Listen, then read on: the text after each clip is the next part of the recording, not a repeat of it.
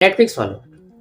मेरी तरफ से तुम्हें एक चुम्मी तुम्हारी डबिंग को, क्योंकि तुमने गैंज एनिमे को जिस हिसाब से डब किया है उस हिसाब की डबिंग से हमें पता चलता है कि मैं एक सेलिन एडल्ट एनिमे वॉच कर रहा हूँ जिसे विदाउट हेडफोन या फिर अकेले में नहीं देखा तो मम्मी से पिटना तय है। जहाँ पर भाई इसकी डबिंग हमें उस स्टोरी की सबसे मेन चीज को भाई हाईलाइट करती है, जो कि डार्क ह्यूमर की जो इंसान एग्जिस्ट करते हैं हमारे अर्थ पे, इंसान कैसे सोचते हैं, उस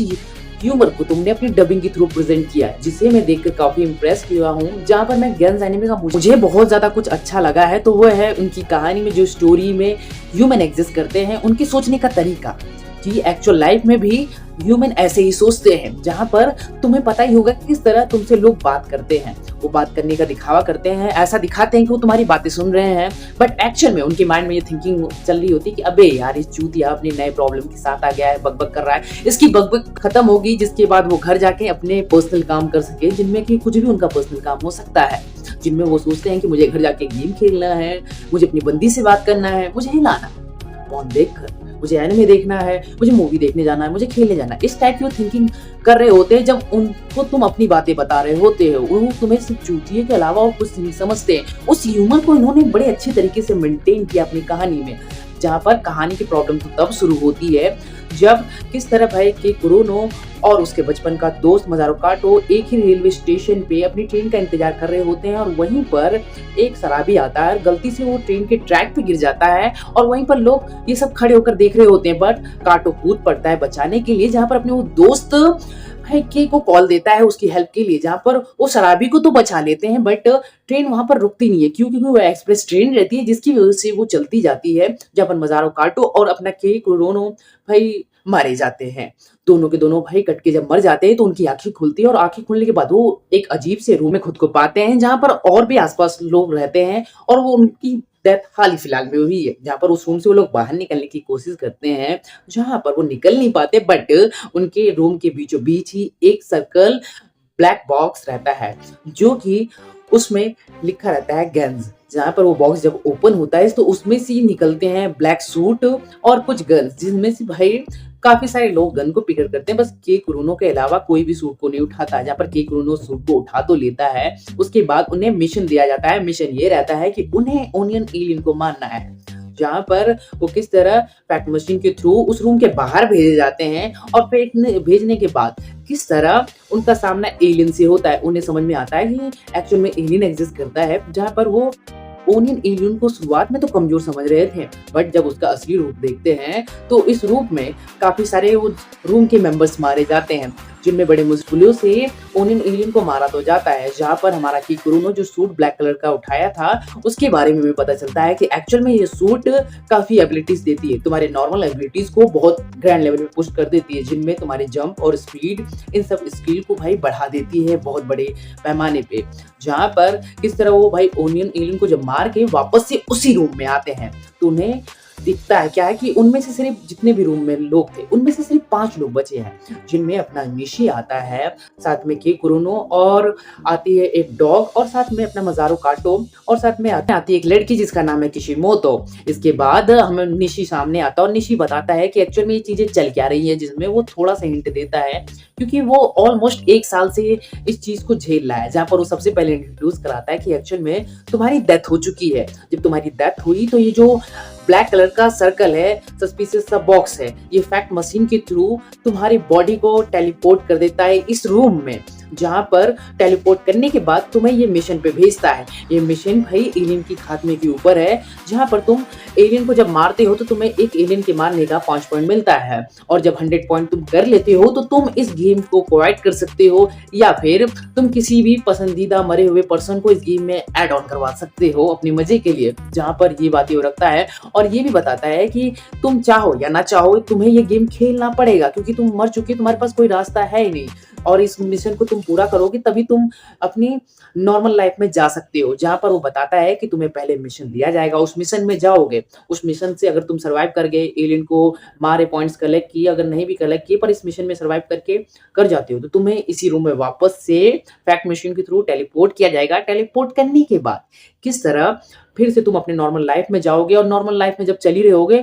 फिर से ये तुम्हें वापस से इसी रूम में लाके पटकेगा, नेक्स्ट मिशन पे भेजेगा। ये बातें क्लियर करता है और ये सिलसिला तब तक चलता रहेगा जब तक तुम 100 पॉइंट कलेक्ट कर नहीं लेते हो। उसे यही बातें पता है और वो 1 साल से इस चीज़ों को झेल रहा है, इस गेम को खेल रहा है। उसे काफ़ी कुछ पता है, जहाँ पर पहला मिशन उनका जो रहता है, उन्हें एलियन को लेकर जो कि मारा जा चुका है, वो कंप्लीट हो चुका है और किस तरह सब अपने नॉर्मल लाइफ में सब के सब चले जाते हैं। जहाँ पर उन्हें दोबारा से बुलावा आता है जो कि है अपना सुजुकी आर्क एलियन, जहाँ पर उन्हें टारगेट किया जाता है सुजुकी एलियन को मारने के लिए, जो कि अपने ओनियन एलियन से ज़्यादा खतरनाक है। जहाँ पर इस बार उन्हें कुछ नए लोग मिलते हैं, बट जो अपना काटो रहता है काइंड हार्टेड और साथ में कुरो रहता है, वो उसे वार्न करते हैं कि तुम्हें गन लेना चाहिए, सूट ले लेना चाहिए, नहीं तो तुम मारे जाओगे, बट कोई सुनती नहीं है उनकी बातें। और होता कुछ ऐसा है कि इन आर्क में जो कि ओनियन एलियन से ज़्यादा खतरनाक सुजुकी वाला एलियन रहता है, वो सबको निपटा देता है, जिनमें काफ़ी सारे लोग मारा जाता है। जो कि 1 साल से निशी जो खेल रहा था, उसका सूट खराब होने की वजह से वो भी मारा जाता है इसी आर्क में। और काफ़ी सारे भाई ह्यूमंस उस रूम में रहते हैं, जिनमें कि एक ग्रैंड मदर और उसका चाइल्ड रहता है, वो भी मारा जाता है। जो कि और भी कुछ लोग रहते हैं, वो भी मारा जाता है इस आर्क में। जहाँ पर बड़े कम ही लोग बचते हैं इस आर्क में, जिनमें सिर्फ 7 ही लोग बचते हैं, उस सुजुकी एलियन को बड़े मुश्किल से मारते हुए बचते हैं। जिनमें 7 लोग में से सबसे पहले आता है वो जो साथ में किशिमोतो और तेत्सुयो और साथ वो और आता है एक डॉग और अपना मेन कैरेक्टर के कुरोनो और साथ में उसका दोस्त है मासुको काटो। ये 7 लोग बच जाते हैं अपने सुजुकी एलियन आर्क का, जो कि इस सीजन का एंडिंग है, जहाँ पर वो अपने नॉर्मल लाइफ में रिटर्न चले जाते हैं और साथ में उन तब तक इस रूम में वापस नहीं आएंगे जब तक इस गैंस बॉक्स जो है ब्लैक कलर का उन्हें वापस से फैक्ट मशीन के थ्रू इस रूम में टेलीपोर्ट नहीं करता है नेक्स्ट मिशन पे भेजने के लिए। तब तक के लिए वो अपनी नॉर्मल लाइफ में जा चुके हैं, जहाँ पर हमें लॉट्स ऑफ क्वेश्चन या एंडिंग देते हुए जाती है कि एक्चुअल में ये गैंस जो सर्कल वाला बॉक्स है क्यों है, किस वजह से है, और ये जो है इंसानों के एलियन के खिलाफ इस्तेमाल किया जा रहा है, ये क्यों इस्तेमाल किया जा रहा है, हमें ये कुछ भी नहीं बताती है। हमें ये भी नहीं बताती है कि एक्चुअल में कि कोई मर के भी वापस से जिंदा कैसे हो सकता है, और उसकी भाई जो बॉडी है अजीब सी रूम में क्यों फंसी पड़ी है, ये अजीब सा ब्लैक रूम है क्या, ये कुछ भी हमें जवाब नहीं देती है। हर एक चीज का जवाब ये सेकंड सीजन के लिए रखती है, जहां पर मैं तुम्हें बता दूं कि इसके सेकंड सीजन में ही एंड है। टोटल 26 एपिसोड का ये एनिमे है, जहाँ पर इसका 13 एपिसोड पहला सीजन भाई ऑफिशियल हिंदी डब के साथ नेटफ्लिक्स पे आ चुकी है 2 जून को। अगर तुम हिंदी लवर तो देख सकते हो और तुम्हें एंडिंग का भाई इंतजार नहीं हो रहा है और तुम जैपनीज में देखने के लिए तैयार हो, तो तुम जैपनीज में देख सकते हो, जुगाड़ कहीं से भी तुम खरीद लोगे, वो बताने की तुम्हें जरूरत नहीं है। जहाँ पर इसी चीजों के साथ ये एंड कर जाती है इसका पहला सीजन, जहाँ पर मुझे अपना के कैरेक्टर है उसका ह्यूमर और जो स्टोरी में बाकी के इंसान है उनके ह्यूमर हमारे रियल लाइफ के इंसानों से मैच करते हुए दिखता है कि विदाउट फिल्टरेशन की ये चीजें प्रेजेंट करती है, उन चीजों में शर्माती नहीं है। कि किस तरह जब एक शराबी ट्रेन के ट्रैक पे आ जाता है तो वो मर रहा होता है, तो लोग खड़े होकर सोचते हैं कि भाई बचा ही लेगा, और ये सोचते हैं कि अरे ये तो चूतिया है, शराबी है, मरने दो, क्या फर्क पड़ता है। वो ह्यूमर भाई हमारे नॉर्मल इंसान में होता है कि मैं ही क्यों कूदूं, क्यों बचाऊं भाई, मैं अपनी जान क्यों खतरे में डालूं, मैं ही क्यों। और साथ में कुछ होते ना है कि भाई मैंने आज तक किसी इंसान को मरते हुए नहीं देखा है, मैं कैमरा खोल के वीडियो बनाऊंगा, फोटो खींचूंगा। सेम वैसी ह्यूमर को 2004 में प्रेजेंट कर दिया इन लोगों ने। इसी वजह से मैं इस चीज का काफी फैन हूँ और काफी ज्यादा मुझे पसंद आया यही चीज। और वहीं पर तुम अपनी मेन प्रोटैगनिस्ट की कुरोनो को ही ले लो, जहाँ पर उसका दोस्त जब कॉल देता है कि भाई इस शराबी को बचाने के लिए जल्दी से ट्रैक पे आ, मैं इसे अकेले नहीं बचा पाऊंगा, तो बोलता अरे यार ये चूतिया मेरे को क्यों बुलाने, लगता खुद तो मरेगा मरेगा, मुझे भी मरवा ही देगा। उसका ह्यूमर विदाउट फिल्टरेशन का काफी अच्छी लगती है। जहाँ पर तुम्हें डेंजी याद है, डेंजी जो चेंसो मैन का कैरेक्टर किस तरह संतरों के लिए ऑब्सेस्ड रहता है, किसके लिए, सेक्स के लिए ऑब्सेस्ड रहता है, वैसे अपना के कुरोनो भाई अपनी इनमेच्योरिटी, अपनी नी थिंकिंग में भाई उलझा रहता है। उसे घंटा कुछ फर्क पड़ता है कि लाइफ में क्या चल रहा है, वो बंदा अपनी ही लाइफ में मस्त रहता है। जहाँ पर मैं स्टोरी की पहले एपिसोड में भाई हुक करने के लिए और भाई उसकी साइकोलॉजिकल किस तरह सोचता है, उसकी इमेच्योरिटी को किस तरह प्रेजेंट करती है, कि किस तरह भाई क्लास में लोग अपने हाथ में रेस करते हैं अपनी डाउट्स को पूछने के लिए, ये बंदा अपने पढ़ाती हुई टीचर को और साथ में बैठे हुए उसके क्लासमेट को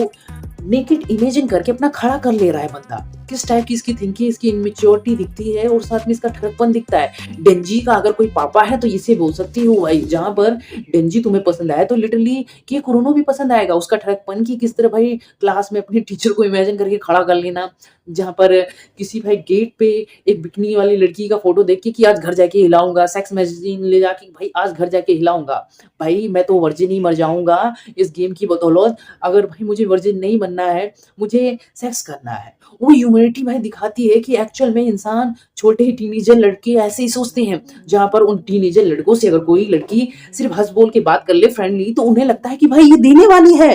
वैसे ही के कुरोनो सोचता है और यही ह्यूमर मुझे बहुत पसंद आया के कुरोनो का। जहाँ पर मैं बता दूँ कि भाई तुम्हें भी के कुरोनो ज़रूर से ज़रूर पसंद आएगा। जहाँ पर मैं बोलूँ गैंग्स, अगर तुमने सीज़न 1 नेटफ्लिक्स पे हिंदी में देखा तो तुमने क्या चीज़ें फ़ील की, क्या नहीं, मुझे ओपिनियन प्लीज़ कमेंट में बताना। और साथ में तुम मुझे बताना कि तुम्हें कैसा लगा गैंग्स एनिमे, जो कि 2004 की इतनी डार्क ह्यूमर और साइंस फिक्शन और भाई सेनिन एनिमे की कैटेगरी में आती है एनिमे। तुम्हें कैसा लगा और तुम्हें पसंद आया कि नहीं, मुझे प्लीज़ ओपिनियन बताना। ऊपर से ये 26 एपिसोड में खत्म है, सेकंड सीज़न में ये एंड है। इस वजह से मैं और ज़्यादा भाई एक शॉर्ट लिस्टेड अंडररेटेड एनिमे से बोलूँगा, जो कि ऑफिशियल हिंदी में अब तो अवेलेबल है। जहाँ पर मैंने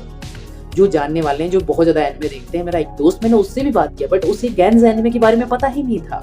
ऊपर से अभी फिलहाल वो वर्क में लगा पड़ा है, तो जिसकी वजह से वो बिज़ी है, बट उसने बोला कि मैं इसे ज़रूर से ज़रूर चेकआउट करूँगा।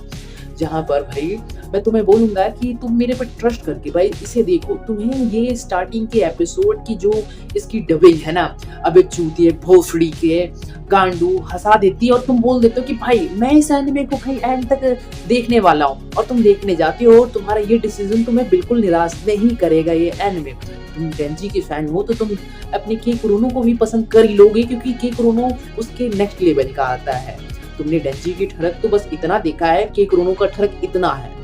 इस लेवल का है भाई। जहाँ पर मैं बोलूँगा कि गैंग्स एनिमे अगर तुमने बहुत पहले देख रखा है, कोई है माइक हलाल, तो प्लीज़ कमेंट में बताना। जहाँ पर भाई अगर तुमने हाल-फिलहाल में देखी है डबिंग होने के बाद, तो वो भी मुझे बताना कि तुम इस एनिमे को लेकर क्या सोचते हो। और भाई मेरी बातें गैंग्स एनिमे को लेकर खत्म होती है। मिलता हूँ किसी नए वीडियो में किसी नए टॉपिक के साथ। बाय बाय, टेक केयर, ध्यान रखो। चलो बाय बाय।